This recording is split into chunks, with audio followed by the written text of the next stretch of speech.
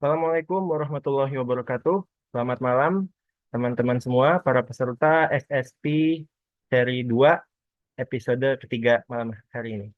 Bersama saya di sini Muhammad Syam Fadil selaku moderator yang akan menemani para peserta dan juga teman-teman semua di dalam forum diskusi pada hari ini. Dan di sini juga sudah hadir salah satu narasumber kita hari ini yaitu Bang Pradipta Jatikusuma atau akrab dipanggil Bang Pai ya, sudah hadir di tengah kita. Terima kasih Bang Pai untuk ketersediaannya untuk hadir. Jadi untuk hari ini kita akan melakukan SSP, masih share yang sama terkait asal-usul manusia ataupun terkait manusia modern di Indonesia. Tapi kita di sini akan lebih kepada arah keragaman genomnya ya, keragaman genom manusia di Indonesia. Dan sebelumnya kita juga sudah membahas terkait ancient DNA ya. Dan ini pastinya ada kaitannya dengan materi-materi sebelumnya. Jadi mohon disimak. Dan sebelum dimulai, saya akan sedikit membacakan biografi singkat dari Bang Pai. Jadi Bang Pai ini adalah peneliti genetika populasi yang fokus pada biodiversitas manusia di Indonesia ya. Ia meraih PhD dalam antropologi biologi dari Université de Toulouse di Prancis. Saat ini, Dr. Kusuma adalah peneliti pasca doktoral di Wellcome International Training Fellow di Muftariadi Institute Indonesia. Dan saat ini bekerja secara intensif dan kolaboratif dengan komunitas Punan Batu, kelompok pemburu pengumpul nomaden di Kalimantan. Dan pendekatan multidisiplin yang mengintegrasikan genomik, transkriptomik, dan epigenomik, serta studi linguistik, jejaring sosial, pola mobilitas, diet, dan mikrobioma yang memberikan wawasan penting tentang evolusi dan adaptasi manusia, khususnya dalam masyarakat, pemburu, pengumpul, terkait gaya hidup unik mereka. Jadi di sini Bang Pai akan menggunakan banyak sisi ya, banyak sisi tidak hanya dari mungkin genomik, tapi juga ada dari sisi sosial dan juga dari sisi behavior ataupun kebiasaan manusia itu sendiri. Dan mungkin tanpa berlama-lama lagi, saya akan langsung serahkan kepada Bang Pai untuk bisa memulai sesi presentasinya. Terima kasih. Halo, selamat malam, Mas Syam dan teman-teman semua. Suara saya terdengar jelas ya? Kalau oke, sip. Oke, perkenalkan nama saya. Oke, saya masukkan slide saya dulu.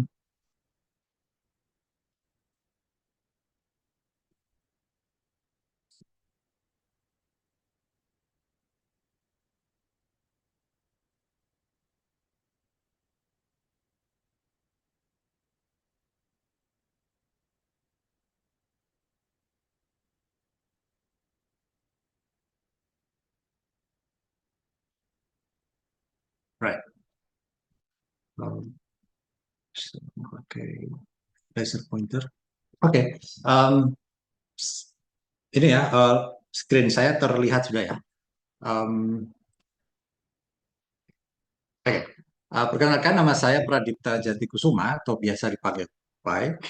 Um, saya peneliti postdoktoral di Mokhtaryadi Institute di Tangerang dan research interest saya seperti sudah disampaikan oleh Mas Isyam tadi, saya lebih banyak berkutat di antropologi biologi dan juga genetika populasi terutama. Dari saya mendekati antropologi biologi dari sisi genetika dan juga terkait evolusi manusia, dan akhir-akhir ini saya banyak berkutat juga dengan functional genomics. Kali ini saya akan membahas dua hal ya. Yang pertama secara umum tentang keragaman genom di Indonesia secara umum, dan juga tentang ongoing project saya di Kalimantan yang sudah disampaikan oleh Mas Isyam tadi. Tapi sebelumnya saya ingin memberikan acknowledgement dan memberikan shout out ke the whole team, the whole member of the lab yang their incredible efforts ya, yang dalam melakukan penelitian ini dari segi field work-nya, dari segi molecular work-nya, dari segi data generation-nya, dari segi analisisnya dan seterusnya, bahwa kesemuanya ini adalah teamwork dan hard work dari the whole crew of the lab yang di spearheaded oleh Prof. Herawati, dan juga Bu Safarina Malik. Oke, saya ingin memulai dengan bahwa saat ini itu terdapat massive underrepresentation ya dari data genom dan data biomedical, terutama di database worldwide ya. Sebagai contoh ini di GWAS Catalog, um, itu kebanyakan 80% itu adalah data genom dan data fenotip yang berasal dari European populations ya, European descent yang berada di Europe dan berada di Amerika dan seterusnya. Terutama adalah ya kurang lebih mereka adalah European descent, dan sisanya itu terbagi dari berbagai macam ancestries ya, East Asian, South Asian, Africans, dan segala macam. Jadi sekitar 78 atau 80% European dan seterusnya. Nah, hal ini tentu saja memiliki efek yang tanda kutip tidak baik ya, atau kurang baik, karena berpengaruh pada portability dari GWAS variants yang yang ditemukan dalam studi yang paling banyak dilakukan di European population sini. Dan tidak bisa diaplikasikan pada underrepresented groups.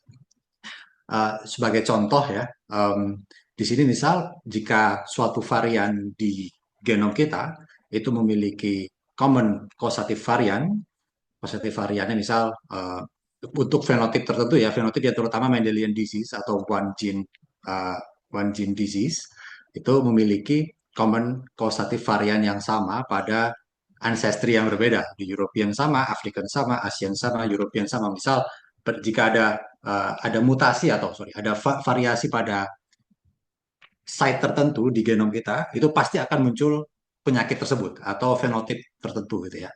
Tapi kebanyakan fenotip yang dilihat, yang dites oleh GWAS itu banyak yang penetrance-nya rendah dan juga polygenic. It means that banyak fenotip-fenotip yang berasosiasi dengan banyak varian, banyak gen dan banyak varian dalam genom kita. Dan juga masing-masing varian memiliki power yang berbeda-beda. Dan juga memiliki LD yang berbeda-beda. Misal, causative varian di Europe gitu ya, uh, itu memiliki asosiasi SNP di Europe juga gitu ya. Tetapi kadang causative varian di Europe atau causative varian tertentu itu memiliki asosiasi yang berbeda pada ancestry yang berbeda. Misalnya, kita melihat penyakit, I don't know, penyakit cancer sih, cancer tertentu ya, breast cancer, whatever. Itu misal causative variannya di titik A ini ya, tapi uh, pada studi GWAS itu yang di tag bukan SNP A ini, tapi SNP B yang memang berasosiasi dengan causative varian A. Nah, ini yang kemudian karena studi ini dilakukan di European terutama kebanyakan, maka pada saat kita menemukan atau mengetes ya bahwa SNP B ini muncul, maka karena SNP B ini berasosiasi dengan SNP A yang merupakan kausatif, maka kita bisa mengatakan bahwa bisa jadi dengan munculnya SNP B ini maka uh, pasti akan ada potensi munculnya penyakit tertentu tadi. Tapi SNP B ini belum tentu berasosiasi dengan SNP kausatifnya itu di misal populasi Indonesia atau populasi Afrika atau populasi India seperti itu. Dan jadi maka dengan rendahnya representasi genom non-European itu membuat portability itu susah ya dilakukan. Sebagai contoh, banyak sekali sekarang tes-tes DNA dilakukan di Indonesia untuk melihat wellness atau melihat terkait ya gitulah yang mengetes bahwa kalau makan punya SNP ini maka nggak bisa merasakan pahit atau dan segala macam. Nah, itu bisa jadi itu nonsense karena studi tersebut dilakukan kebanyakan di European dan bisa jadi SNP yang dites itu tidak berhubungan dengan SNP yang muncul di Indonesia seperti itu karena butuh studi lebih banyak lagi di Indonesia dan seterusnya. Nah, maka pada saat kita kebanyakan peneliti di sini ya, jadi maka dan mahasiswa maka kita perlu agak lebih kritis dan skeptis lagi terhadap hal-hal tersebut karena memang banyak sekali gap yang terjadi pada uh, database genomik yang ada di dunia ini saat ini. Sebagai contoh di sini juga di gap di Genomic Diversity Dataset di sini International Genome Sample Resources yang terdapat 1000 genome, for example, dan juga SGDB dan database-database genome yang ada di seluruh dunia dan kita melihat di Indonesia ini kosong ya, tidak banyak, tidak ada representasi dari genom dari populasi di Indonesia pada public dataset. Dan oleh sebab itu, lab kami itu memulai dan sudah memulai dan saat ini terus melakukan data generation dari whole genome sequencing dan juga genome wide data. Dan kita memiliki 3 kategori ya data whole genome sequencing. Yang pertama adalah high coverage, low coverage, dan genome wide array. SNP ini menggunakan microarray. High coverage itu dan low coverage semuanya short read sequencing ya. Jadi menggunakan teknologi Illumina. Dan ini adalah distribusi dari populasi yang kami sudah bekerja bersama untuk generate datanya. Dan dari data-data tersebut, itu terutama yang kita melakukan analisis dari yang high coverage whole genome sequencing itu, kita bisa melihat population structure. Sebagai contoh, di sini ini worldwide population, saya memasukkan populasi Afrika, populasi Eropa, populasi Sentral Asia, South Asia, East Asia, Indonesia, dan seterusnya. Dari PC1, ini PCA ya, PCA analysis. Dari PC1 ini kita bisa melihat spread dari populasi Afrika ke populasi East Asia dan juga Indonesia di sini di PC2. Dan di PC2 ini bisa lihat adalah adanya spread antara populasi East Asia dan populasi Papuans. Oke, jika kita zoom in dan kita hanya melakukan PCA pada populasi Indonesia saja beserta populasi tetangga ya. Misal di sini saya memasukkan populasi Han, Japanese, Burmese, Cambodian, Kin, Vietnamese, Taiwan, Thailand, Philippines, dan seterusnya. Itu mereka berada di satu polar ini ya, di satu polar ini, dan di ujung polar yang lain itu adalah populasi Papua, Korowai, Citak, dan seterusnya yang ada di Papua. Dan di tengah-tengah ini adalah East Asian and Papuan Ancestry Cline. Di sini kita bisa melihat populasi di East Indonesia atau Indonesia Timur seperti populasi Alor, Flores, Kei, Lembata, Sumba, Tanimbar, dan seterusnya. Nah, ini merupakan kenapa mereka bisa spread di antara East Asian dan Papuan ancestry line ini? Karena terdapat admixture genetic component antara East Asian like genetic component dan juga Papuan like genetic component. For example, di sini mulai dari yang warna coklat, ya warna coklat ini adalah dari ini admixture analysis ya. Dari warna coklat ini adalah komponen dari genetik Papua dan yang lain seperti biru, pink, oranye ini yang berasal dari East Asia, like ancestry. Dan sini kita bisa lihat dari populasi Indonesia Timur, mulai dari Sulawesi, Alor, Flores, Kei, Lembata, Sumba, dan Tanimbar. Dari dataset kami, kita bisa melihat adanya mix antara warna coklat ya, dan juga warna biru, pink, dan oranye, dan seterusnya. Karena di sini kita bisa melihat adanya admixture antara East Asian ancestry dan juga Papuan ancestry. Lalu apalagi yang bisa kita lihat dari data genom itu sebetulnya? Jadi parameter genetik lain dalam suatu individu yang kita bisa lihat adalah homozygosity atau site yang homozygous ya, misal CC, GG, TT, AT dan seterusnya, dan stretch-nya itu seberapa panjang. Semakin panjang range of homozygosity, kita bilang ya range of homozygosity, yaitu semakin panjang stretch homozygous site pada genom kita, itu mengindikasikan bahwa populasi tersebut memiliki population size, ukuran populasi yang rendah, atau terjadi inbreeding atau consanguineous marriage atau kawin dekat ya yang saudara. Tapi bisa jadi karena consanguineous marriage atau bisa jadi karena memang population size-nya kecil. Dari sini kita bisa melihat bahwa ROH yang memiliki 2 megabase, 2 juta pasang basak ya, 2 MB, 2 mega base pair, itu yang sangat tinggi itu adalah individu pada orang rimba di Sumatera ya, suku anak dalam orang rimba itu ya. Tapi jika kita menurunkan stretch dari uh, range of homozygosity itu antara 1 megabase pair dan 2 megabase pair, itu populasi island seperti Mentawai dan Nias itu juga naik. Seperti itu. Karena memang semakin kecil populasinya, maka kita akan melihat stretch dari homozygous sites pada genom kita. Oke, okay? Dan selain range of homozygosity, kita juga bisa melihat adanya istilahnya IBD atau identity by design. Identity by design itu sebagai contoh kita bisa melihat dari kartun di sini.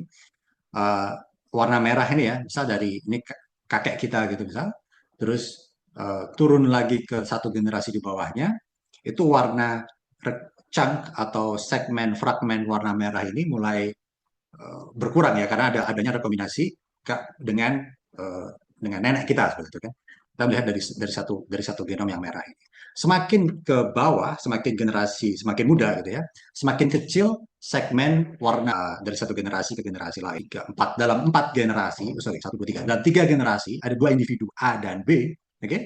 Kita bisa melihat adanya shared segmen dalam genom kedua individu tersebut yang berwarna merah. Intinya adalah, yang artinya adalah warna merah ini, segmen di genom warna merah ini memiliki satu nenek moyang yang sama atau satu kakek yang sama seperti itu.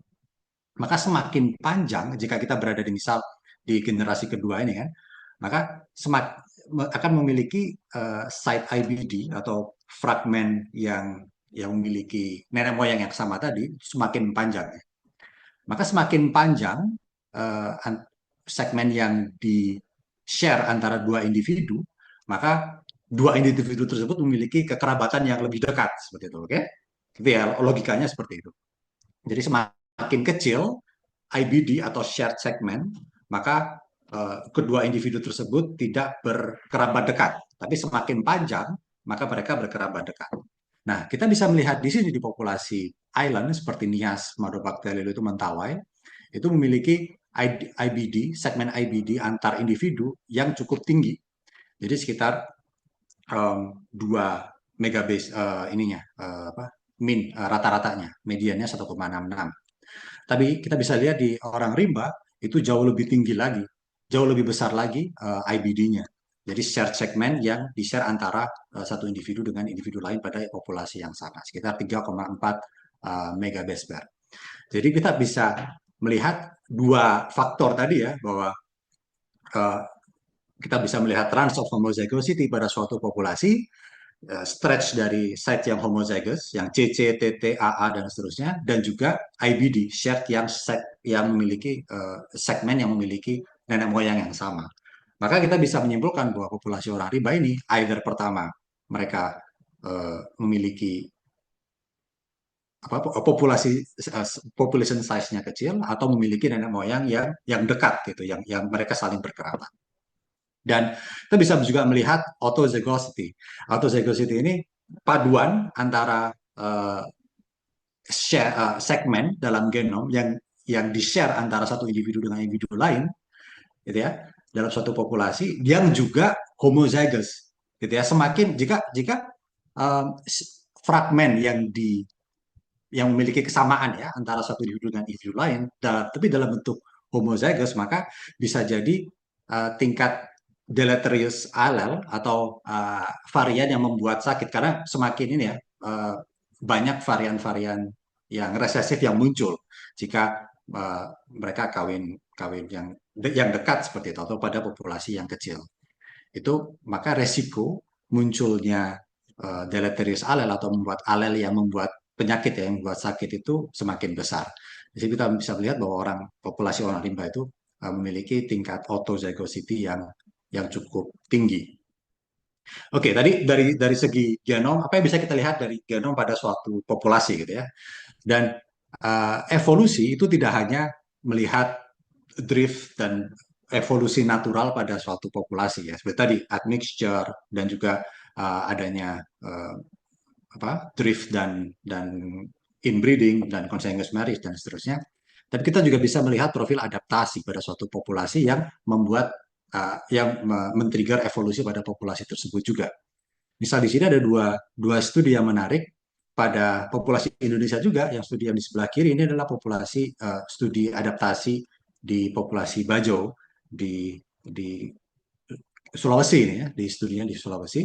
Jadi para autornya menunjukkan bahwa di populasi Bajau itu memiliki ukuran limpa atau spleen yang lebih besar dibandingkan populasi Saluan atau populasi yang tinggal di dekat masyarakat Bajau di situ. Dan itu merupakan mereka menyatakan bahwa eh, perbedaan ukuran spleen atau limpa ini merupakan bentuk adaptasi karena berhubungan dengan cukup kecil ya, ini berhubungan dengan gen PDE10A yang membuat ukuran spleen mereka lebih lebih besar. Dan kenapa ukuran spleen mereka lebih besar? Karena itu membantu untuk memompa oksigen lebih banyak darah lebih banyak, memompa oksigen lebih banyak sehingga bisa membantu mereka dalam diving di dalam laut, di bawah air lebih lama lagi. Dan juga ini pada populasi Flores di Rampasasa bahwa terdapat adaptasi pada gen FADS pada SNP tersebut dan juga adanya enrichment pada alel-alel yang membuat tinggi badannya lebih lebih rendah dibandingkan dengan populasi yang lain. Selain itu juga adanya archaic introgression yang sudah disebutkan kemarin briefly sama Leo ya 2 minggu lalu bahwa bahwa populasi di Indonesia itu terdapat pencampuran antara manusia modern dengan Denisovan dan Neanderthal yang merupakan dalam tanda kutip manusia purba gitu ya, yang bukan manusia modern. Dan kita bisa melihat semakin ke timur di populasi Papua itu chunk atau fragmen DNA Denisovan itu jauh lebih tinggi, ya, sekitar 5 sampai 6% dibandingkan dengan populasi yang berada di wilayah barat. Dan juga chunk dari Denisovan yang ada di Papua terutama itu juga memberikan adaptasi adaptasi pada populasi tersebut. Misal pada gen TNF AIP3.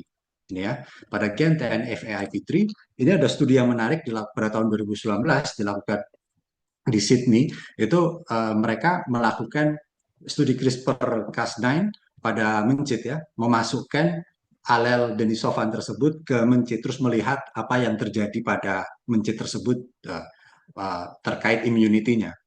Dan di sini pada yang 3 graf ini itu kita bisa melihat bahwa adanya heightened ekspresi overekspresi dari gen-gen dari transkrip pada gen-gen yang terkait NF-kappa B yang terkait inflamasi ya dibandingkan dengan alel yang wild type yang non non denisovan sehingga denisovan itu alel denisovan itu membantu convert against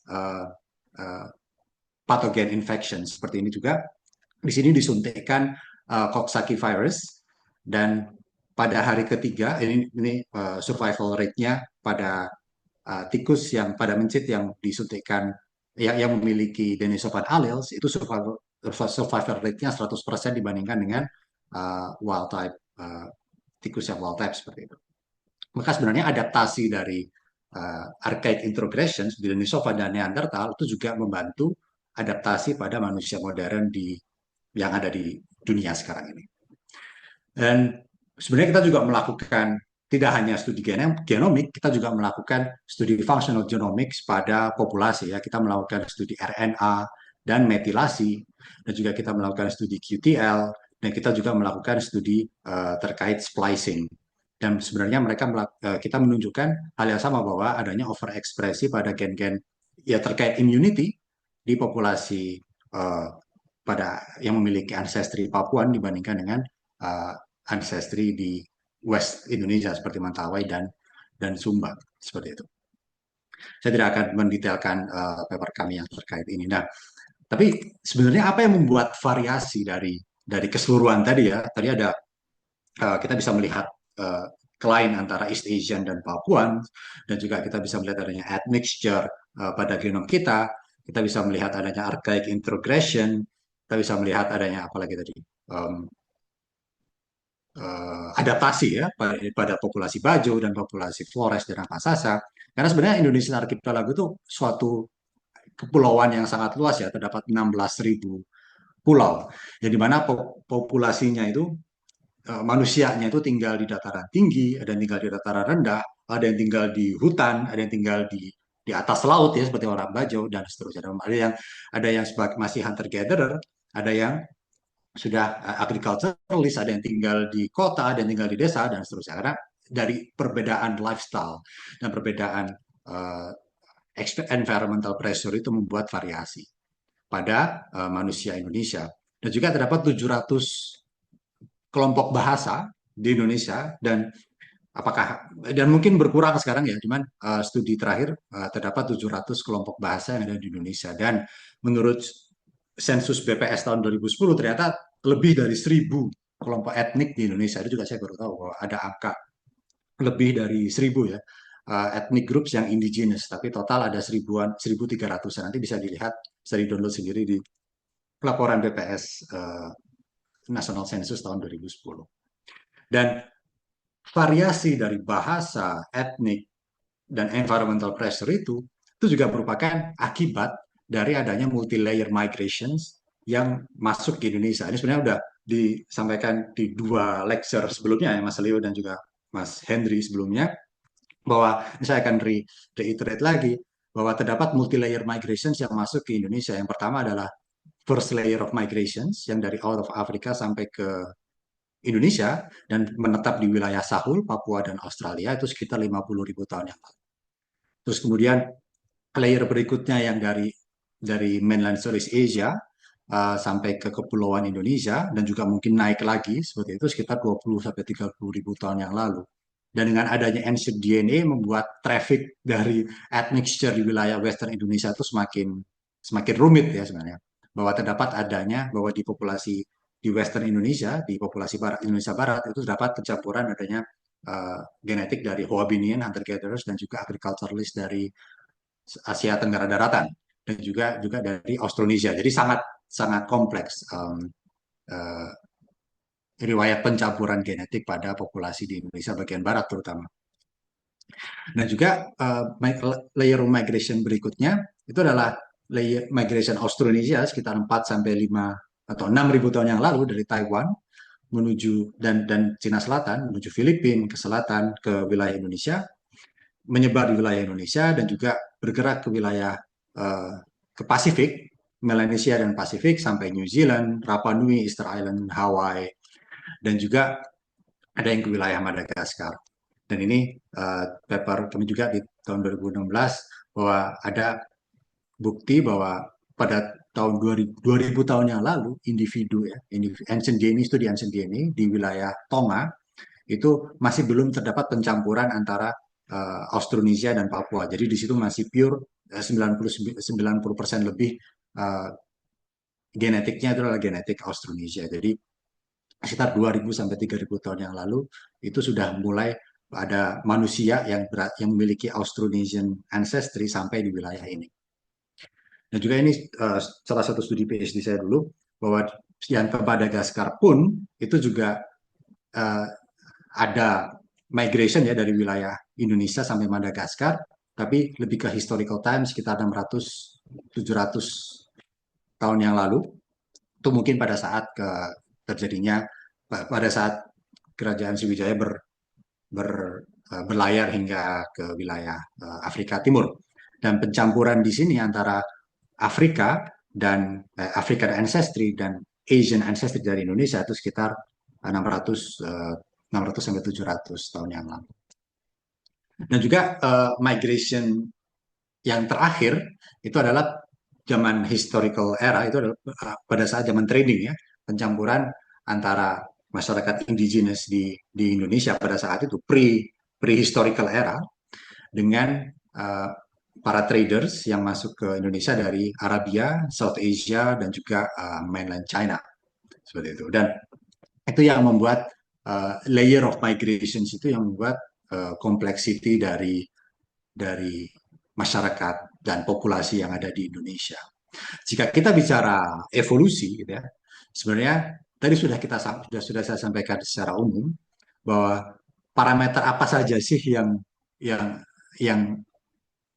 membuat terjadinya adanya evolusi itu sebenarnya. Evolusi itu apa? Evolusi itu kan perubahan. Ya, ada beberapa keyword di sini. Perubahan, genetic composition of a population. Jadi kita melihat apa? Melihat perubahan. Apa yang berubah genetic composition dari apa? Dari populasi. Jadi kita bicara tiga tiga komponen ini pada evolusi. Jadi bukan berarti misal yang awalnya jerapah leher pendek jadi leher panjang karena makan makan buah yang di buah apel yang tinggi, bukan seperti itu Lamarckian yang kurang benar.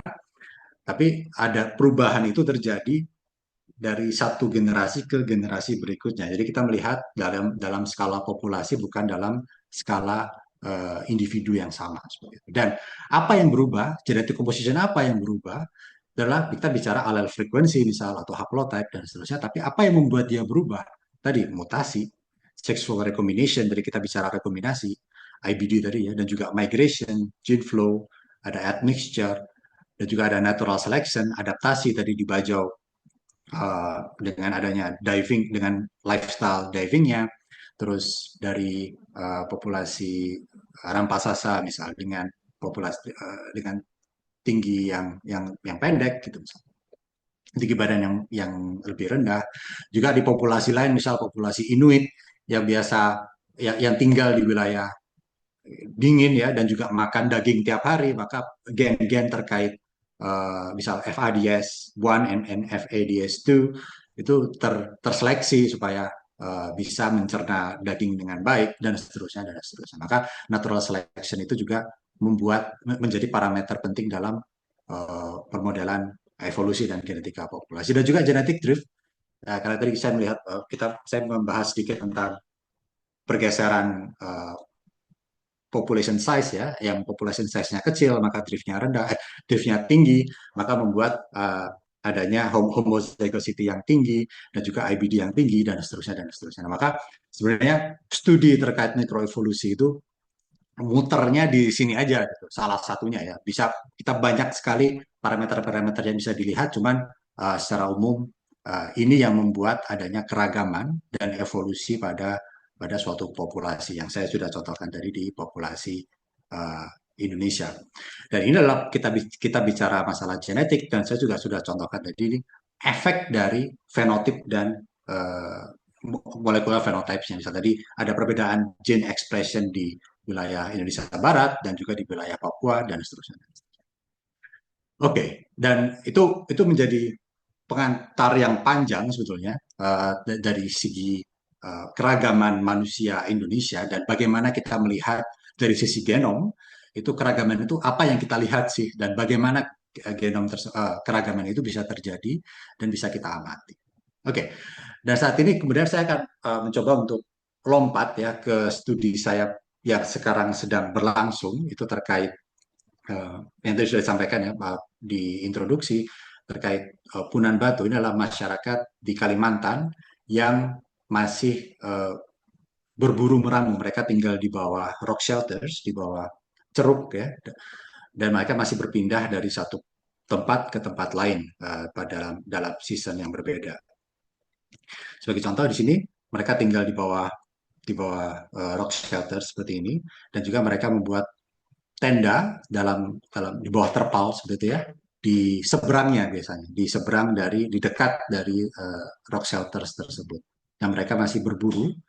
Sini dia menunjukkan blowpipe-nya tapi sudah tidak digunakan lagi dan sekarang lebih banyak berburu menggunakan tombak, anjing dan juga senapan angin ya untuk hewan-hewan kecil.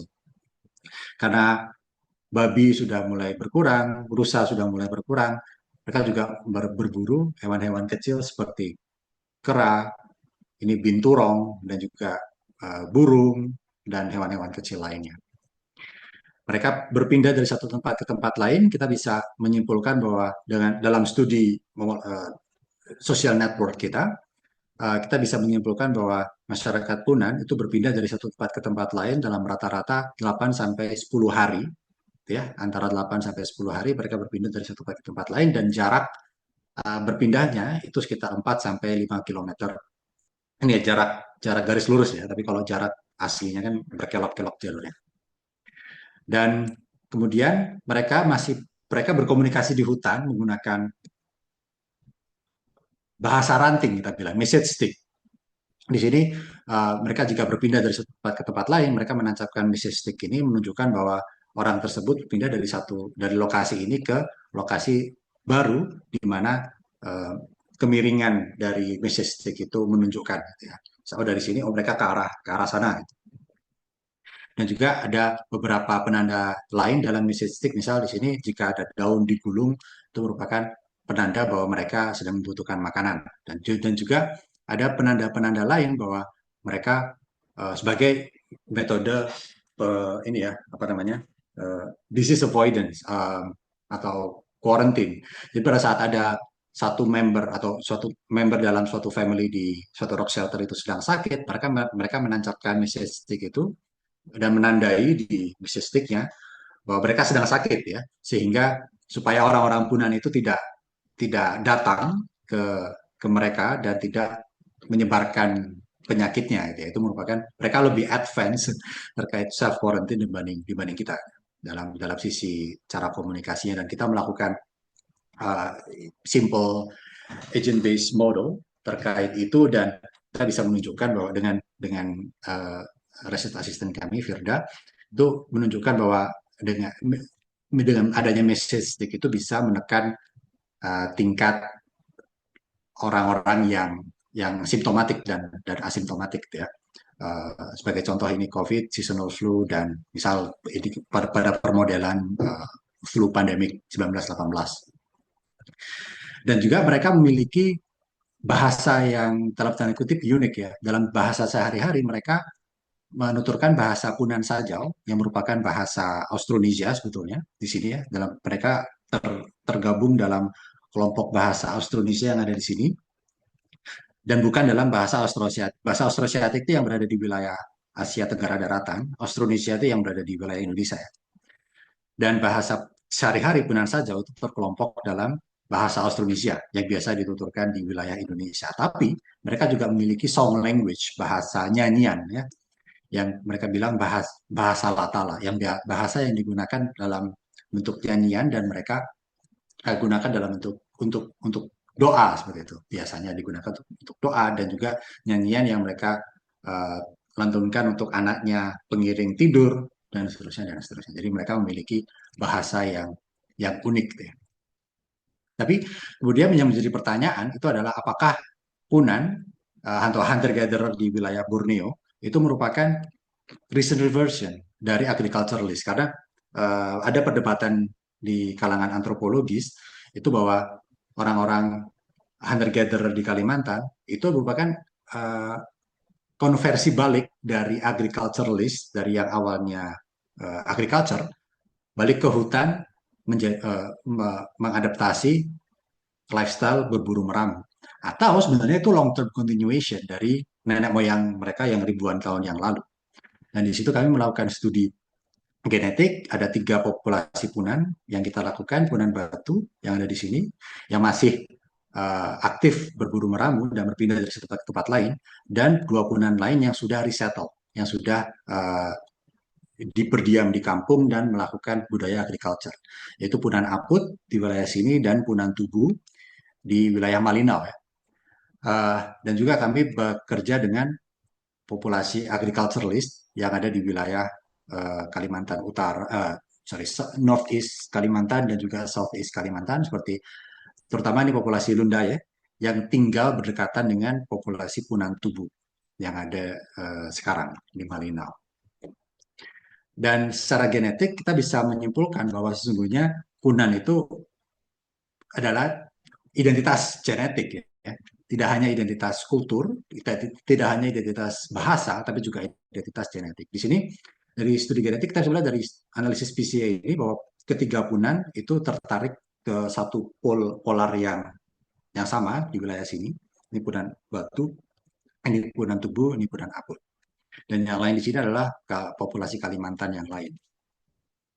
Dan dari analisis statistik namanya di statistics ya, itu kita bisa menyimpulkan bahwa masyarakat kedua kelompok punan, punan tubuh dan punan aput, itu lebih memiliki kedekatan genetik kepada punan batu dibandingkan dengan masyarakat agriculturalist, atau kita bilangnya orang-orang Dayak ya, yang seperti dusun, murut, dan lundayah yang tinggal di dekat wilayah mereka berada. Dan juga dari studi IBD yang sudah saya sebutkan di awal, bahwa mereka memiliki IBD yang panjang ya, antar individu di beda populasi ya. Jadi itu menunjukkan bahwa individu pada ketiga populasi Punan itu memiliki satu ancestor yang sama gitu ya, dibandingkan dengan populasi non Punan seperti Lundaya, Murut, dan Dusun dan seterusnya.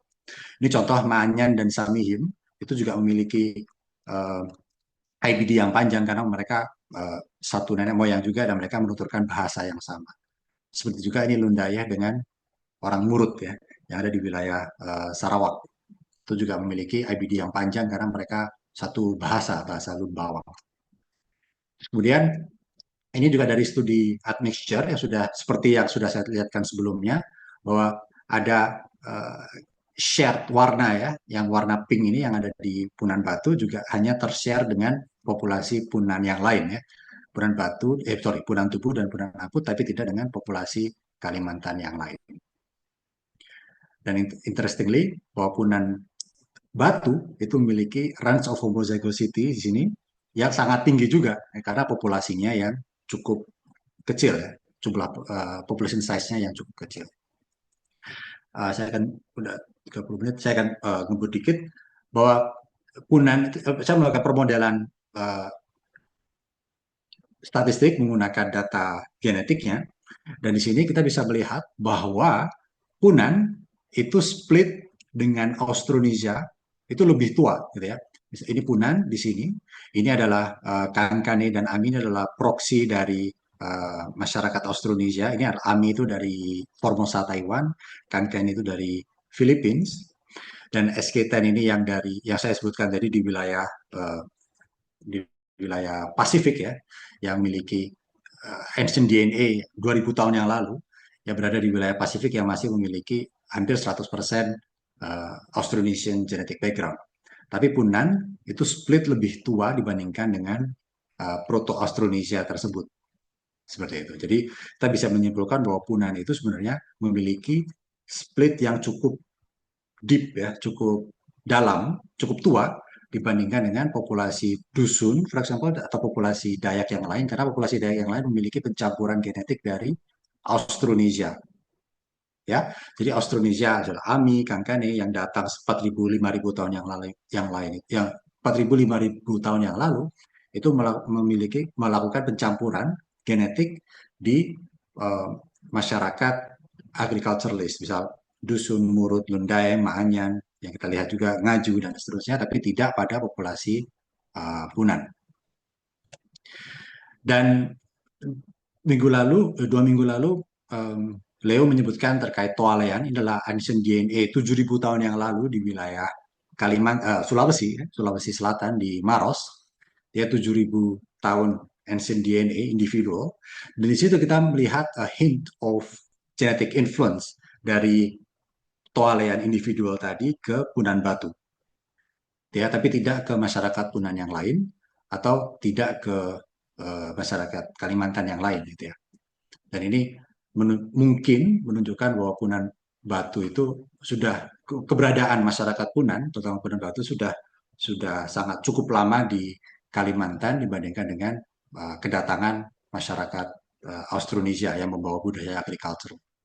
Maka bisa kesimpulkan bahwa Punan itu adalah bukan reversion dari indigenous Bornean farmers, tapi itu adalah long-term continuation dari nenek moyang mereka yang ribuan tahun yang lalu. Kenapa? Karena tadi kita bisa melihat bahwa adanya deep split ya, Punan dengan non-Punan.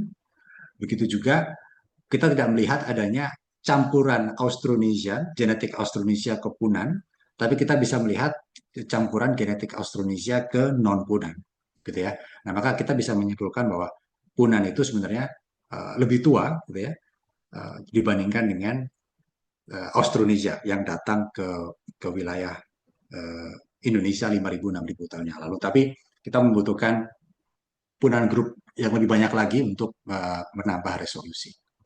Oke, sebagai penutup bahwa ini penelitian kami itu kami adaptasikan sedemikian rupa sehingga kami bisa membantu eh, proses acknowledgement, pengakuan masyarakat hukum adat kepada untuk masyarakat Punan Batu. Karena sebelumnya masyarakat Punan Batu itu misal pada saat awal kami datang banyak yang tidak memiliki KTP, banyak yang tidak memiliki misal asuransi BPJS dan seterusnya, maka uh, dan tidak diakui seperti itu bahwa ada masyarakat Punan Batu, tidak diakui secara formal ya oleh government bahwa ada masyarakat Punan Batu di wilayah Bulungan tersebut, di wilayah Kalimantan Utara. Nah, maka dengan penelitian kami mencoba untuk memberikan informasi saintifik ya kepada kami bekerjasama dengan salah satu NGO di sana untuk merumuskan dan mengusulkan uh, masyarakat status masyarakat hukum adat kepada Punan Batu. Dan juga beberapa bulan lalu mereka mendapatkan Kalpataru akhirnya, dan harapannya kita akan mencoba untuk nge-push ke arah hutan adat ya, supaya mereka mendapatkan perlindungan terhadap hutan mereka. Dan terakhir ini adalah dokumentari terkait Punan Batu, bisa dilihat ini yang kami buat bersama dengan NGO YKAN, Yayasan Konservasi Alam Nusantara, yang kami buat beberapa tahun yang lalu untuk proposal masyarakat hukum adat yang saya kira masih relevan sampai sekarang ya untuk informasi yang lebih lengkap terkait bagaimana masyarakat Punan Batu itu sekarang. Oke, mungkin seperti itu. 43 menit, maaf kalau misal waktunya berlebih. Sekian, terima kasih, dan kalau jika ada pertanyaan saya happy untuk discuss. Terima kasih. Baik, terima kasih banyak Bang Teng untuk presentasinya. Sungguh luar biasa ya. Jadi dibahas terkait keragaman genom di Indonesia secara umum hingga sampai kepada fokus dari riset Bang Pai yaitu di masyarakat Punan Batu. Sungguh menarik. Ini saya stop share boleh ya? Sorry, atau Boleh, gimana? silakan. Ya, Silakan. oke. Ya, saya rasa banyak pertanyaan yang bisa ditanyakan terkait diskusi malam ini. Oleh karena itu, saya persilakan kepada para peserta untuk bisa memberikan pertanyaannya. Silakan bisa memanfaatkan fitur raise hand ataupun chat ya. Saya persilahkan.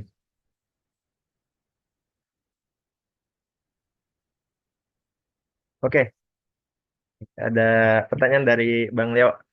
Boleh Bang Leo untuk bisa menyampaikan pertanyaannya. Halo Mas Pai, thank you presentasinya, bagus banget. Halo. Mas, ada ini Mas, saya ada pertanyaan. Tadi ngelihat QP grafnya si Punan Batu itu kan ada di situ ada masukin ini ya apa Ancient Hunter Gatherer dari Hoabinian dari mainland Southeast Asia. Sebenarnya ada ini nggak sih ada admixture dari Ancient Hunter Gatherer Hoabinian ini ke masyarakat Punan ini? Nggak ada. Yang ada, jadi gini, multi-layer admixture. Jadi gini, Hoabinian uh, itu sebagai info untuk yang lain juga ya, Hoabinian itu adalah suatu budaya di wilayah mainland Southeast Asia, itu sekitar 7.000 sampai 8.000 tahun yang lalu, yang merupakan budaya hunter-gatherer di wilayah tersebut ya. Dan uh, Hoabinian itu ada studi ancient DNA. Ancient DNA itu dari tulang di sequencing yang merupakan tulang dari individu atau spesimen individu Hoabinian tersebut. Ya, kita bisa melihat sequence-nya. Dan itu kita bisa melakukan analisis permodalan genetik dan seterusnya. Nah, maka jadi terkait pertanyaan tersebut ada multi-layer admixture kepada masyarakat di Kalimantan secara umum, tapi tidak pada Punan. Jadi gini, Hmm. di wilayah Asia Tenggara Daratan itu ada agriculturalist sekitar 2.000 sampai 3.000 tahun yang lalu, ya itu ada pencampuran antara Hoabinian tersebut dengan agriculturalist tersebut yang membuat budaya agriculturalist sekitar 2.000 sampai 3.000 tahun yang lalu di wilayah mainland Southeast Asia. Nah, itu yang kemudian datang ke wilayah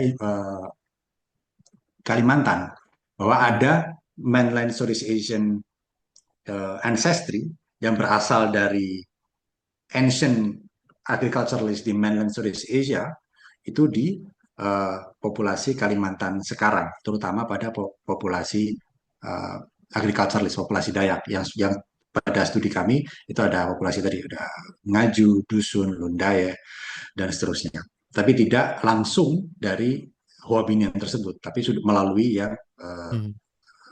yang ancient agriculturalist tadi. Jadi multi-layer admixture sampai ke Kalimantan, tapi tidak ke Punan Batu. Interestingly. Menarik. Oke. Thank you, Mas. Nice. Oke, terima kasih Bang Pai dan juga Bang Loy untuk diskusinya.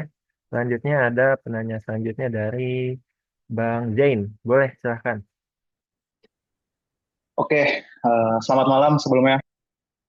Terima kasih. Saya untuk abangnya di sini, saya izin bertanya, Bang, mengenai pembahasan tadi yang menyinggung ada Homo deus sapien dan segala macamnya. Pertanyaan saya adalah untuk orang-orang Melanesia di Papua, itu mereka itu punya keterkaitan nggak dengan orang-orang di wilayah orang-orang Melanesia di wilayah Oseania gitu, baik baik keterkaitan secara genetik atau kultural? Karena seperti kita tahu, orang Oseania itu adalah pulau-pulau yang terisolasi oleh Samudra Pasifik gitu. Jadi saya membayangkan bagaimana itu bisa nyampe sana. Terima kasih sebelumnya. Ya, bagaimana sampai sana juga saya tidak tahu. Jadi gini, dari segi genetiknya dulu, bahwa ada banyak sekali studi di Oseania, luar biasa banyak ya, studi terkait populasi di Oseania hingga sampai Rapa Nui dan Hawaii dan seterusnya. Tapi terutama di wilayah Mikronesia dan Oseania yang masih dekat dengan Papua, itu uh, terdapat latar belakang genetik Papua jelas di populasi Oseania tersebut yang merupakan pencampuran sebenarnya antara uh, latar belakang genetik Papuan atau Melanesia dengan latar belakang genetik Austronesia. Yang seperti saya bilang tadi bahwa ada fast train dari Austronesian migration ya dari Taiwan, Cina Selatan, Taiwan, Filipina hingga ke wilayah uh, Hawaii dan Rapa Nui. Dan itu pada saat bukan pada saat perjalanan mereka itu juga meninggalkan campuran genetik pada populasi yang ada di sepanjang perjalanan mereka. Dan itu mereka ada pencampuran ya, antara antara latar belakang genetik Papuan dan juga latar belakang genetik Austronesia. Nah, terus tapi bagaimana sampai sana jelas menggunakan menggunakan saya kurang tahu. Teknologi teknologi pelayarannya seperti apa saya kurang tahu. Mungkin sudah ada studi arkeologi yang bisa menjelaskan tersebut. Perlu baca lebih banyak lagi. Cuman harusnya ya karena memang itu samudra yang cukup luas dan pasti teknologi pelayarannya sudah cukup cukup canggih ya pada saat itu.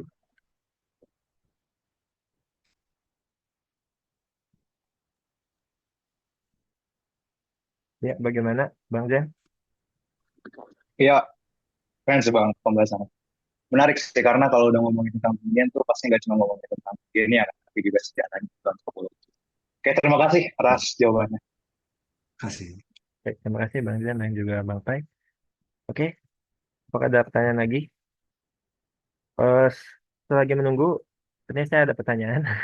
Ini terkait Punan Batu ya. Saya baru tahu ternyata ada di Kalimantan itu ada sebuah masyarakat yang masih berburu dan meramu gitu ya. Dari awal sampai sekarang dan masih terjaga gitu. Yang ingin saya tanyakan sebetulnya untuk masyarakat Punan Batu ini apakah sudah ada sensus ataupun jumlah populasinya secara jelas gitu. Dan juga sebetulnya untuk jangkauan mereka dalam berpindah-pindah dan berburu itu seluas apa sebetulnya untuk di hutan tersebut. Dan juga saya juga agak khawatir terkait posisi Kalimantan sekarang memang makin ya banyak kegiatan agriculture ataupun juga kegiatan pertambangan yang juga saya rasa itu bakal agak mengganggu dari kebiasaan ataupun kehidupan dari Punan Batu.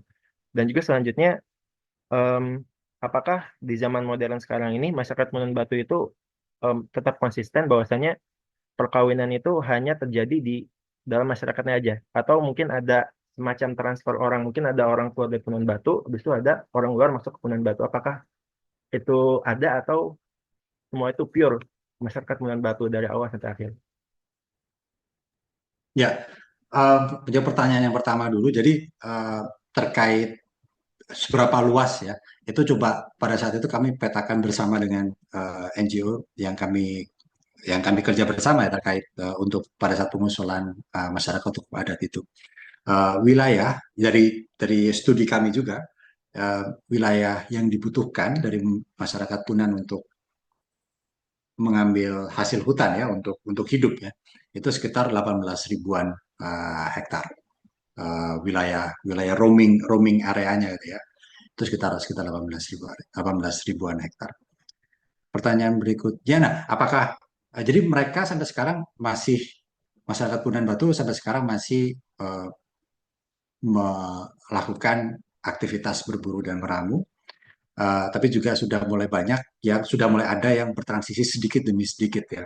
Sudah mulai ada yang bertransisi demi sedikit dan mulai menetap, tapi tetap mulai berumah ya, mulai membangun rumah sementara gitu ya. Mereka membangun sendiri sederhana, rumah sederhana sementara, tapi mereka tetap berpindah gitu ya dari satu tempat ke tempat lain, tapi balik lagi ke rumahnya itu gitu ya.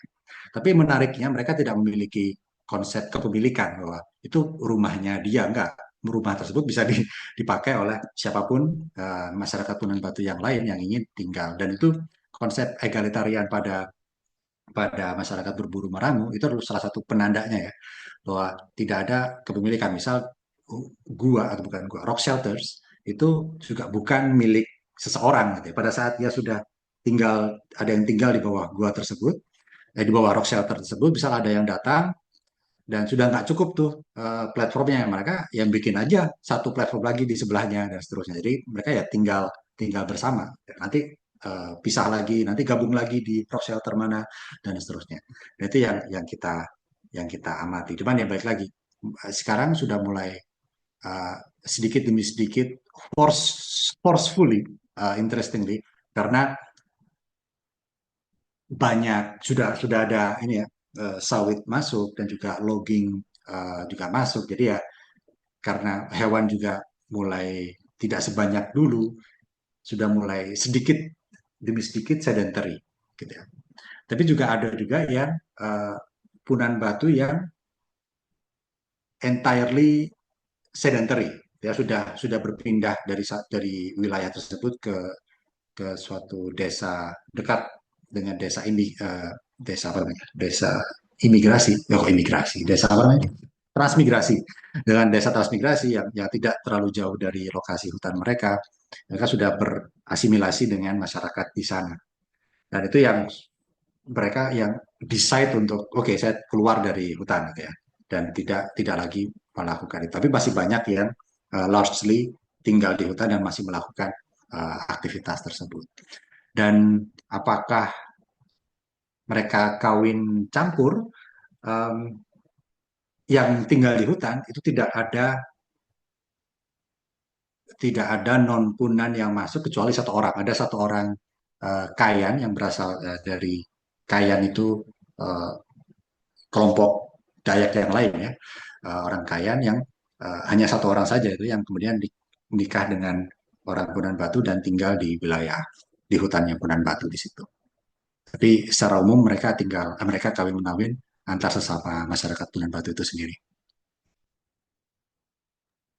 Ya, Bang, berarti dengan adanya mungkin asimilasi dan juga tekanan dari sana sini, apakah kemungkinan untuk masyarakat Punan Batu ini istilahnya, apakah tinggal menunggu waktu gitu, hingga saatnya kebiasaan mereka untuk berburu dan meramu itu akan berangsur-angsur akan hilang atau punah gitu? Apakah itu mungkin? Hopefully not ya, hopefully tidak. Karena pada saat kami datang pertama kali, pada saat kami melakukan community engagement kami sebelum melakukan penelitian, ini community engagement itu hal yang penting ya dan juga kami melakukan community engagement itu effort kami melakukan misal pengusulan MHA dan seterusnya itu juga merupakan produk dari community engagement kami di awal bahwa kami datang itu para peneliti datang itu tidak hanya oke saya melakukan penelitian di sini ya di situ udah bye bye gitu enggak tapi pada saat kami ini terutama karena banyak mahasiswa di sini saya ingin nge-emphasis menekankan ini ya bahwa etik dan community engagement jika kita melakukan suatu penelitian di masyarakat itu sangat penting. Jadi pada saat kita datang ya kita harus bertanya, oke, saya siapa? Kami peneliti gitu ya, kami melakukan penelitian terkait ini. Menurut Bapak gimana gitu? Apakah ada hal lain yang bisa kami bantu dari penelitian kami untuk membantu kehidupan masyarakat tersebut ya. Pada populasi-populasi lain itu bias karena kami banyak melakukan penelitian terkait genetik dan kesehatan, maka seringkali yang diminta dan yang bisa kami berikan secara mudah itu adalah pemeriksaan kesehatan gitu ya. Itu hal yang bisa kami berikan dengan mudah dan dengan komprehensif karena itu merupakan ekspertis kami juga. Dan kami juga bekerja sama dengan puskesmas setempat, dokter setempat, dan seterusnya sehingga lebih lebih tertarget dengan baik. Tapi pada saat kami melakukan penelitian di Punan Batu, itu yang mereka nggak peduli dengan penelitian kami, tapi yang mereka minta itu adalah tolong bantu kami jaga hutan kami. Itu yang sampai sekarang terngiang di benak saya bahwa gimana caranya saya peneliti di genetik dan kesehatan, kami tidak memiliki ekspertis di wilayah konservasi. Nah, maka we have to do something gitu kan. Dan kita nggak bisa, oke, wah kita nggak bisa nih, udah, nggak bisa ya kita keluar ya, nggak bisa seperti itu ya. Maka kita harus mengadaptasi penelitian kita sehingga bisa memberikan informasi penting untuk konservasi tersebut, untuk effort konservasi tersebut.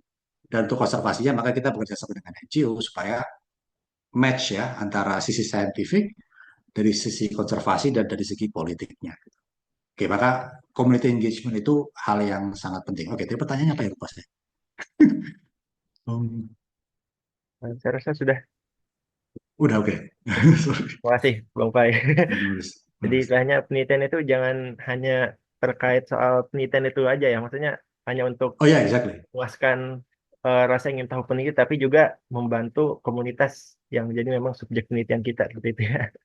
Ya, ya. Dan pada saat mereka bilang enggak ya, kita nggak bisa memaksakan bahwa kita harus melakukan penelitian ini. Oh, kita peneliti kok, kita harus, mereka harus mau ya, nggak bisa kayak gitu juga. Bahwa kita harus pada saat mereka bilang tidak ya, tidak kita mundur. Tapi pada saat mereka bilang iya, tapi bantu kami di bidang A, B, C, D, E ya kita kita melakukan sesuatu, kita harus bisa melakukan hal tersebut sebaik mungkin gitu ya. Gitu sih. Betul. Community engagement itu penting. Itu satu poin penting yang ingin saya emphasize di sini. Terima kasih Bang Pai ya. Di sini juga ada mungkin ada satu pertanyaan di kolom chat. Saya izin bacakan informasi yang menarik. Saya jadi tahu ancestral saya, Maanyan, karena Punan berbeda secara genetik dengan suku lain. Berarti mereka terisolasi dan berada di wilayah pegunungan tengah Kalimantan. Apakah mereka punya apakah mereka punya tradisi untuk tidak menikah dengan Dayak lainnya? Jadi apakah memang ada tradisi turun-temurun gitu untuk kebiasaan menikah ataupun kawin di Punan Batu sehingga tadi hanya ada satu Dayak ya yang dari luar. Ya, sebenarnya tidak ini saya bekerja dengan masyarakat Punan Batu baru sejak tahun 2018 hingga sekarang. Jadi uh, banyak hal yang tidak saya ketahui juga ya. Cuman dari hal yang saya uh, ambil kesimpulan hingga saat ini itu tidak ada um, aturan bahwa tidak boleh menikah dengan non Punan Batu gitu ya. Harus dengan Punan Batu tidak ada. Oke, jadi jika ada yang kawin dengan yang lain uh, ya silahkan gitu. Dan mereka justru ada kepercayaan mereka itu nenek moyang mereka itu kawin dengan um, sultanat. Jadi di Bulungan itu ada sultanat zaman dulu ya, zaman zaman historical itu ada sultanat, kesultanan Bulungan, dan nenek moyang mereka itu ada kayak perkawinan gitu ya dengan orang dari Kesultanan Bulungan atau Sultan Maulana mereka bilang. Jadi sebenarnya ada hubungan antara masyarakat Punan Batu uh, dengan Bulungan ya, entah itu benar atau tidak, tapi kemungkinan kemungkinan besar benar. Tapi kami tidak melihat adanya dari populasi yang ada sekarang, kami tidak melihat adanya genetik non Punan di masyarakat Punan itu sendiri. But anyway, jadi tidak ada restriksi menurut saya. Nanti coba saya tanyakan lebih dalam lagi kepada masyarakat Punan Batu secara langsung. Cuman uh, sampai saat ini saya tidak melihat adanya restriksi terkait tradisi perkawinan antara Punan Batu dengan non Punan. Baik, Bang Pai. Terima kasih juga kepada penanya ya, Bang Ade. Di sini juga ada satu pertanyaan lagi dari Bang Alex yang resen. Boleh, silakan. Ya, terima kasih Siang kesempatannya. Hmm, Dan salam kenal juga untuk Pai. Presentasi yang sangat bagus, sangat komprehensif, sangat apa ya, penuh dengan detail, dan saya memang terkesan ini luar biasa ya, 3 presentasi mengenai manusia mulai dari Henry, kemudian Leo, dan juga Pai. Jadi kita benar-benar mendapat informasi yang luar biasa sekali mengenai perjalanan spesies kita. Um, saya memang tidak memiliki banyak latar belakang genetik yang kuat. Namun presentasi ini membuat saya bertanya-tanya dalam hati. Jadi kan ya, dan mohon maaf saya tidak sempat baca 2 papersnya yang sempat disebar karena waktu yang sangat sempit. Jadi mungkin di papers tersebut sudah dijelaskan, tapi karena saya belum sempat baca, saya cuma baca gambar. Jadi saya berpikir seperti ini. Hipotesis dari salah satu paper itu kan untuk menguji apakah punan batu itu merupakan long continuation dari hunter gatherers atau dia merupakan reversal dari um, food producing farming and apa istilahnya, ya pokoknya food producing gitu kan. Bukan bukan hunter gatherers. Dan sebagai biologis yang general, bukan yang antropologis, saya berpikir apakah tadi saya sempat berpikir apakah ada contoh reversal dari kebudayaan, kalau bisa disebut kebudayaan ya, yang dari food producing menjadi food gathering lagi. Tapi tadi sempat disebut juga bahwa ada sekelompok punan batu yang mereka sudah sedentary, jadi mereka tidak nomaden lagi. Apakah berdasarkan pengamatan itu atau ada hal lain yang membuat kira-kira mungkin saja mereka reversal gitu. Karena sepengetahuan saya pada saat dalam evolusi manusia itu mulai dari hunter gatherers mereka pindah ke um, sustainable farming, itu banyak sekali yang berubah.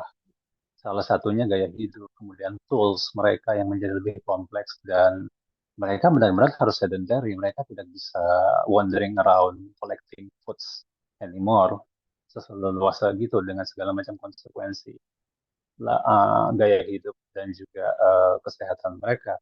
Cuman saya berpikir kalau seandainya hipotesisnya adalah dari farming kembali ke food hunting gitu, peristiwa apa atau contoh apa yang bisa membuat hal ini terjadi? Karena saya berpikir dengan spesialisasi yang sudah terjadi dan hierarki yang terjadi di masyarakat uh, farmers, itu sudah sangat tidak memungkinkan kembali ke food gatherers gitu. Kecuali kalau kayak kita nonton film-film post apokaliptik di mana ada bencana, ya akhirnya ya oke lah, kita we have to survive gitu. Tapi dengan segala macam spesialisasi, dengan hierarki, sistem sosial, bahkan juga dengan private properties yang juga akan menyebabkan kesenjangan, itu bagi saya sulit sekali membayangkan kembali ke food gathering. Ya, jadi pertanyaan saya pertama itu adalah apakah ada contoh yang dimana masyarakat itu dari yang udah sedentary kembali ke nomaden itu dulu. Terima kasih. Ya, terima kasih Bang Alek, pertanyaannya menarik. Jadi perdebatan antropologis itu terkait hal tersebut itu sudah terjadi sejak tahun 60-an ya. Itu sudah perdebatan yang sudah lama sebetulnya. Dan didasarinya pada dari segi bahasa dan budaya, bahwa di sana itu adalah kebanyakan orang-orang Austronesia seperti itu, dan mereka berbahasa Austronesia keseluruhan dari masyarakat di Kalimantan gitu ya, masyarakat indigenous di Kalimantan. Dan maka bisa jadi apakah itu terjadi recent reversion gitu ya, dari yang awalnya memang agriculturalist dari Austronesians itu menjadi hunter gatherers, karena mereka sendiri juga menuturkan bahasa Austronesian juga sebetulnya. Nah, itu yang kemudian mendasari apa debat antara hipotesis long term continuation versus istilahnya itu secondary primitive. Ini nggak saya sebutkan karena saya nggak suka termnya ya. Term mereka adalah secondary primitive karena kembali dari agriculturalist kembali ke hunter gatherer. Awalnya di situ. Dan apakah ada contoh lain yang merupakan recent reversion? Saya belum melihat contoh lain dari segi genetik ya, yang hunter gatherer di populasi hunter gatherer modern. Tapi dari segi antropologi, gitu ya, dan dari segi penuturan cerita itu pada masyarakat orang rimba, itu kami juga melakukan penelitian di sana juga saat ini. Itu mereka menyatakan bahwa mereka dulunya bukan hunter gatherer gitu. Mereka kemudian berpindah ke hunter gatherer karena ada konflik dengan kerajaan Jambi dan seterusnya. Saya kurang tahu detailnya dan saya tidak berani untuk mengungkapkan dan berspekulasi lebih di sini. Perlu saya baca lagi. Cuman itu menjadi hal yang perlu sebagai contoh kemungkinan contoh adanya recent reversion dari non hunter gatherer menjadi hunter gatherer seperti itu. Tapi apakah betul perlu dilakukan penelitian lebih lanjut lagi dan analisis data lebih lanjut lagi terkait genetiknya. Seperti itu Bang Alex.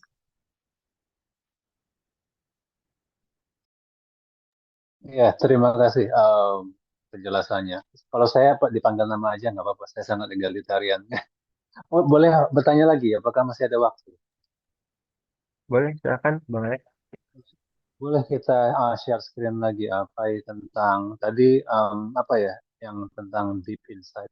Jadi itu adalah satu slide dekat-dekat slide akhir yang menunjukkan kalau nggak salah judulnya itu deep apa deep kok deep ada deep deepnya gitu deh. Jadi intinya pada kayak piramida piramida yang dimana Punan itu dia terlihat lebih awal terpisah dibandingkan dengan ya betul ini.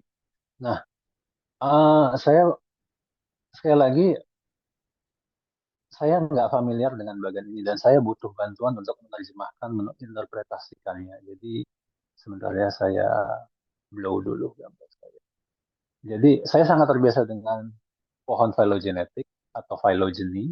Tapi kalau yang ini yang kita lihat di sisi kiri atas itu kan ada dua struktur. Ya saya katakan saja seperti piramid ya. Ya kurang lebih dia kalau saya menginterpretasikannya ya betul-betul dua itu yang kiri dan kanan. Di atasnya itu adalah dua struktur seperti piramid, kemudian di bawahnya yang C itu strukturnya seperti sisir. Jadi kalau saya fokus ke atasnya, entah ya yang A atau yang B, nggak masalah. Tapi kan intinya di situ dia di atasnya itu berasal dari suatu titik, kemudian dia terpisah, kemudian arah panah itu menunjukkan sesuatu yang saya tidak tahu dan kemudian itu di tengah-tengah panah itu, kalau kita bilangnya istilahnya di um, apa itu, ada apa ya, ada angka-angka kayak 5, 0 gitu. Kemudian ada juga yang persentase untuk garis-garis yang terputus gitu. Dan juga ada apa? Ada di mana titik-titik ada panah-panah yang menyatu kembali. Kalau di phylogenetics, garis-garis yang menyatu kembali itu salah satunya menghipotesiskan adanya hibridisasi. Nah, tapi kalau di sini saya tidak bisa menginterpretasikannya. Ini bagaimana dengan angka seperti 0, kemudian ada angka yang sangat tinggi seperti 157 gitu. Jadi mohon dibantu supaya saya bisa memahami apa istilahnya bagan ini dengan baik. Begitu. Oke, kedua bagian ini adalah analisis statistik menggunakan data genome wide pada analisis statistik genetika populasi yang kita sebut QP graph atau admixture graph. Oke, di sini bukan phylogenetic tree. Phylogenetic tree itu banyak sekali asumsi evolusi di situ, tapi sedangkan di sini ini pure dari share antara share drift, share allele frekuensi antara satu populasi dengan populasi yang lain dan apakah terjadi admixture antara satu titik dengan titik lain atau terjadi adanya split antara satu populasi dengan populasi lain. Oke, jadi Di sini angka ini jadi kotak-kotak ini adalah populasi ya atau individu. Sebagai contoh ini adalah satu individu, sedangkan yang lain adalah populasi. Dan angka-angka di sini menunjukkan nilai drift, nilai F statistik. Jadi ada value statistik yang menunjukkan jarak antara jarak gampangnya gimana? Jarak genetik ya antara satu titik ini ke titik berikutnya. Oke, misal kalau dari titik sini ke titik berikutnya itu 31, titik ini ke titik ini hanya 4, maka dari sini ke sini itu perjalanan driftnya semakin panjang. Drift itu uh, fluktuasi genetik ya, fluktuasi alat frekuensi. Jadi intinya evolusinya, gampangannya ya, evolusinya dari satu titik ini ke titik ini itu lebih panjang, dari titik ini ke titik ini. Dari sini ke sini itu lebih panjang lagi karena dia satu individu dan dia ancient DNA, gitu ya. Maka pasti angkanya jauh lebih panjang lagi. Oke? Okay? Dan titik garis yang tebal itu adalah garis drift, dia menunjukkan dia split gitu ya. Split dia menunjukkan dari satu titik ke titik lain apakah dia ada split atau tidak. Sedangkan yang garis yang titik-titik itu menunjukkan adanya garis admixture. Sebagai contoh, di sini populasi Dai ya. Dai itu di populasi Cina di dekat Thailand, Kambodia, dan seterusnya. Itu merupakan pencampuran. Ada admixture sebanyak di sini 48% dari ancestry yang berada di sini. Jawa ada di sini. Dan juga 52% dari ancestry yang ada di sini, yang dekat dengan Austronesia. Seperti itu. Begitu juga dusun di sini ya, sebagai contoh yang tadi saya sebutkan ke pertanyaan Leo tadi, bahwa ada pencampuran. Dusun ini masyarakat Dayak yang berada di wilayah Malaysia, Sarawak, itu pencampuran antara 69% dari ancestry yang dekat dari Austronesia warna biru ini, dan dari mainland Southeast Asia. Seperti itu. Mahmer ini orang asli dari Malaysia, Malay Peninsula. Salah satu orang asli. Ini 31% dari sini, 69% dari sini jadi masyarakat dusun. Seperti itu. Sama di sini sebagai contoh lain dia MA912 ini yang Ancient Agriculturalist di 2000 tahun yang lalu ya, itu memberikan campuran 28% ya sekitar 30% dan 70% ke masyarakat dusun dan seterusnya. Dan ada garis titik-titik ini adalah garis pencampuran, garis admixture, dan persentase itu adalah persentase dari admixture-nya. Sedangkan garis yang tebal itu adalah garis drift atau garis gampangannya evolusi ya, jarak genetik dari satu ke titik lain. Kurang lebih seperti itu, Bang Alex.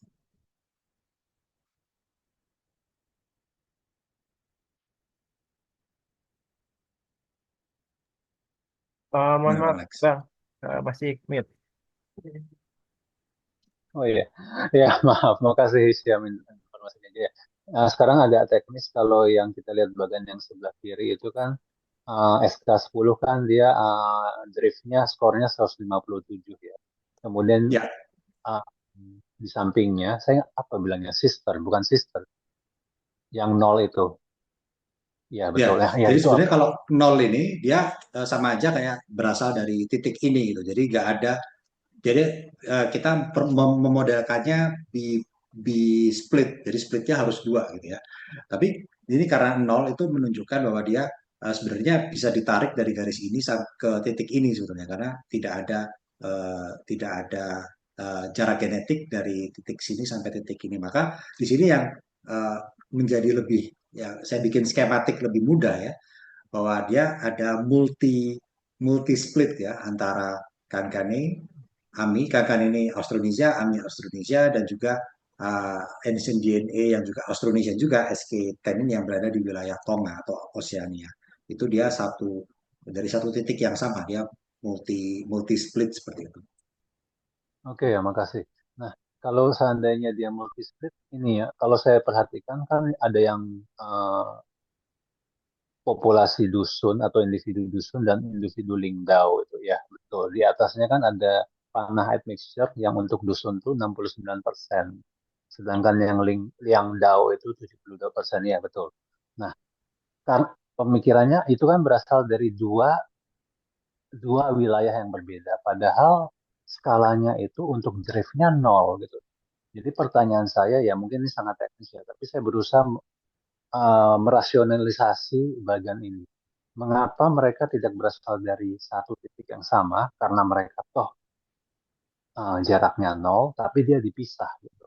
Jadi pertama yang splitnya itu admixture yang menuju Liangdao sebesar 72%, kemudian baru di bawahnya ada admixture admixture sebesar 69%, ya betul, yang mengarah ke dusun. Ya.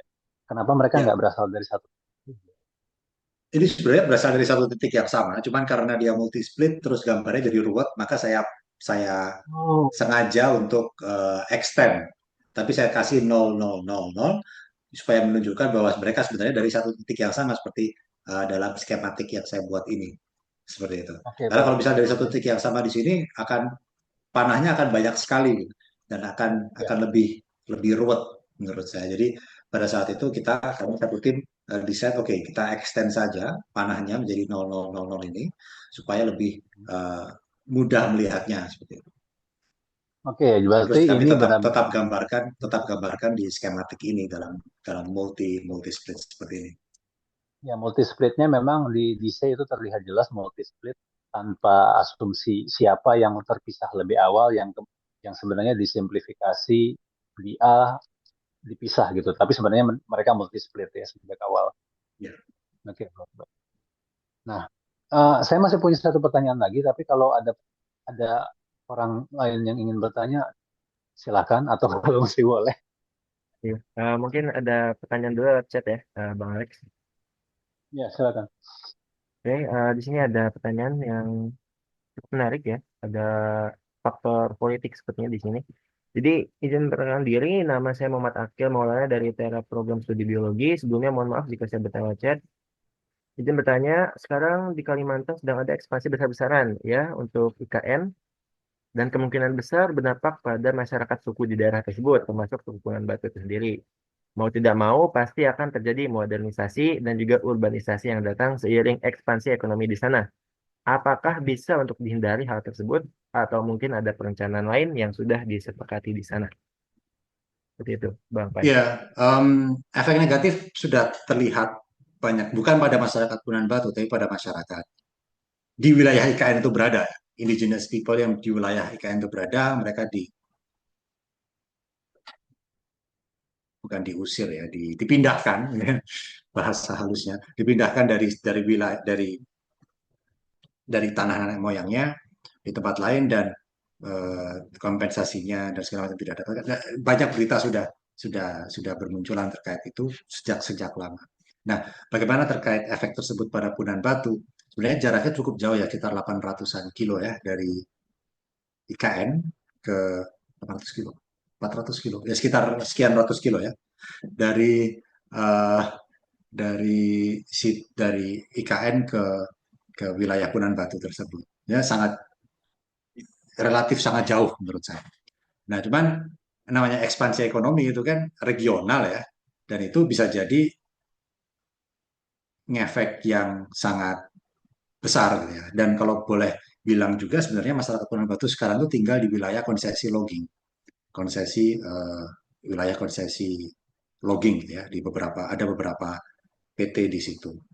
Dan itu yang kami diskusikan bersama dengan pemerintah kabupaten, dengan pemerintah provinsi, dengan desa, dengan masyarakat bersama-sama untuk mencari solusi yang baik untuk masyarakat Punan Batu itu seperti apa, karena dari mereka sendiri bilang bahwa mereka tidak ingin berpindah dari wilayahnya ya, dan mereka ingin tetap tinggal di hutan gitu ya, karena makanan mereka di situ, tempat tinggal mereka di situ, dan seterusnya. Dan mereka bilang, oh ya tadi menjawab pertanyaan di awal yang saya sempat lupa bahwa uh, pada saat community engagement itu mereka bilang bahwa kami tidak bisa bertahan hidup jika kami tinggal di desa atau kami tinggal di kota. Kami mungkin akan ngemis dan segala macam. Tapi kalau di hutan ya makanan kami banyak di sini, jadi kami bisa lebih mudah bertahan hidup di sini daripada di desa atau di kota. Nah, hal-hal tersebut apakah bisa menghindari ekspansi ekonomi? Kemungkinan besar tidak bisa, tapi uh, apa yang bisa kita lakukan ya we do what we can do best ya. Kita mulai program bisa menghadirkan pendidikan di sana, menghadirkan kesehatan di sana, sehingga mereka bisa mengadvokasi masyarakat mereka sendiri nantinya in the long run gitu ya. Tapi uh, we do what we can do, itu aja sih. Kita menghormati apa yang mereka inginkan, dan itu merupakan komitmen kami sebagai peneliti yang melakukan penelitian di wilayah tersebut. Seperti itu. Baik. Terima kasih Bang Pai untuk jawabannya, dan terima kasih juga pada penanya ya, Bang Akil. Oke, kalau dari Bang Alex ada satu pertanyaan lagi mungkin bisa disampaikan dengan singkat ya, Bang. Ya, makasih singkat ya. Ya, makasih. Siap. Ya, sekali lagi ini memang waktunya cukup pendek. Ya, semoga suatu saat bisa ngobrol-ngobrol kita ya dengan dengan Henry, dengan Leo, dengan Pai, juga mungkin dengan Gluduk suatu saat. Karena ini panjang, menarik sekali. Bisa kita kembali ke slide yang itu, yang ROH, Run of Homozygosity. Itu juga saya baru tahu nih. Ini menarik juga.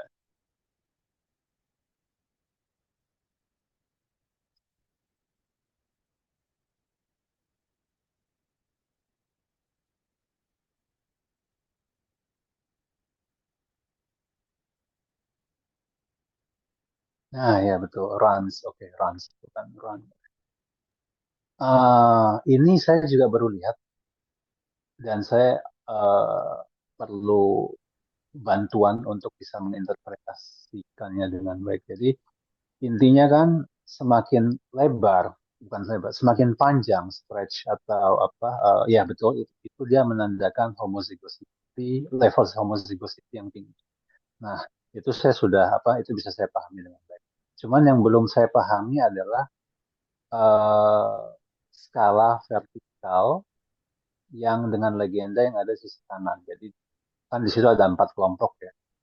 Yang kalau Ya, kita lihat sumbernya, dia adalah total runs of homozygosity length dalam megabytes, bukan itu? Bukan megabase. megabytes. Sorry, megabase ya. Tapi di kanannya itu ada 4 kelompok skala, dan kalau kita lihat panjang elastisitas, saya bilangnya elastisitas, itu bisa bervariasi dari satu kelompok ke kelompok lain, padahal kita mengacu pada pada kelompok masyarakat yang sama. Ya, Oke. mohon dibantu. Iya, pertanyaan menarik sebenarnya. Jadi saya mohon maaf tidak menjelaskan terlalu detail terkait ini ya, cuman di sini ada 4 kategori atau kelas dari ROH, dari Range of Homozygosity. Jadi saya mengelompokkan Range of Homozygosity yang memiliki panjang antara 100 sampai 500 kilobase, kilo basa, berarti 100 sampai 500 ribu basa gitu ya. Ini 500 sampai 1 megabase, 500 kilobase sampai 1 megabase, 1 megabase sampai 2 megabase, 2 megabase lebih ya, seperti itu. Jadi ini adalah range homozygosity yang pendek gitu ya. Jadi menariknya populasi yang lain, misal ini GBR ini Inggris, CHS ini Han Chinese, KHV ini Kin Vietnamese, itu mereka populasi yang outbreeding, PNG juga dan segala macam. Itu mereka populasi yang outbreeding, dalam artian banyak kawin dari mana-mana gitu ya. Sehingga homozygosity mereka itu lebih pendek. Ya secara umum ini populasi outbreeding secara umum, misal Jawa, Sumatera, populasi di kita juga mungkin ya. Itu populasi yang outbreeding sehingga memiliki range homozygosity yang lebih rendah dibandingkan misal ini populasi orang rimba tadi ya. Itu populasi orang rimba tidak memiliki atau jarang memiliki ROH yang kecil gitu ya. Jadi semakin kita panjangkan ROH-nya, ini ROH antara 500 sampai 1 megabase per. Terus ini 1 sampai 2 ini mulai naik dia. Oke, 1 sampai 2 megabase per itu di orang rimba itu mulai tinggi. Dan 2 sampai 2 megabase per lebih itu jauh lebih banyak lagi intinya gitu. Jadi intinya adalah populasi orang rimba itu contohnya di sini tidak memiliki ROH yang kecil, tapi memiliki ROH yang panjang di individunya, di genom mereka. Sedangkan populasi-populasi yang outbreeding seperti Jawa, tadi yang ini Mandar Kajang dan segala macam Flores Sumba, itu kebanyakan ROH-nya yang pendek, yang kecil-kecil, antara 100, 500 sampai 1 megabase. Sedangkan mereka memiliki sedikit ROH atau stress dari homozygosity yang panjang, lebih dari 2 megabase. Seperti itu, Bang Alex. Nah, di situ menunjukkan bahwa populasi orang rimba ini mereka inbreeding karena satu, either populasi size-nya itu kecil atau memang ada consanguineous marriage atau kawin saudara gitu ya antar mereka. Tapi kemungkinan karena population size-nya kecil, karena mereka memiliki aturan bahwa tidak boleh kawin saudara. Kalau kawin saudara pun lebih dari dua apa namanya second Ya, degree dua. ya. Tidak boleh ada second degree marriage seperti Ya, itu. berarti memang mereka resiko inbreeding depressionnya besar sekali ya. Exactly, betul. Makanya kemungkinan muncul alel-alel yang membuat sakit itu bisa tinggi juga gitu ya. Tapi ada juga namanya purifying selection yang perlu diinfer juga bahwa ada selection adaptation yang menyingkirkan alel-alel yang membuat sakit sebenarnya di populasi juga. Itu jadi ini menarik antara force antara drift population size ya drift selection dan seterusnya itu di populasi yang sangat kecil yang size-nya kecil itu menarik dari segi evolusinya menarik untuk dilihat dan diamati. Oke ya, Begitu Bang sangat Alex. jelas. Terima kasih Fai presentasinya dan penjelasannya. Sukses selalu juga untuk Fai, Leo, dan Hendry. Ya, terima kasih Hisham. Baik, terima kasih Bang Alex dan terima kasih kepada Bang Pai atas diskusinya.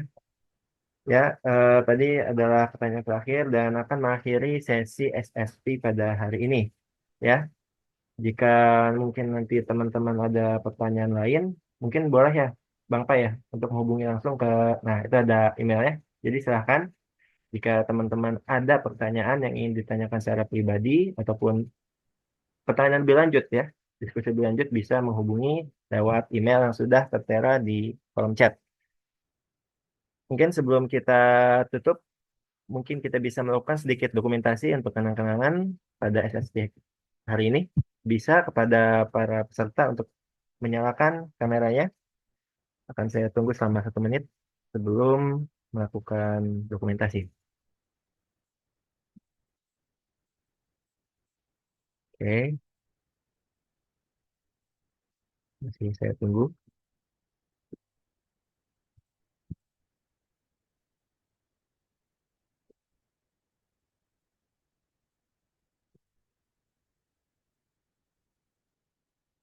Oke, ini on cam yang paling banyak dari episode-episode sebelumnya ya.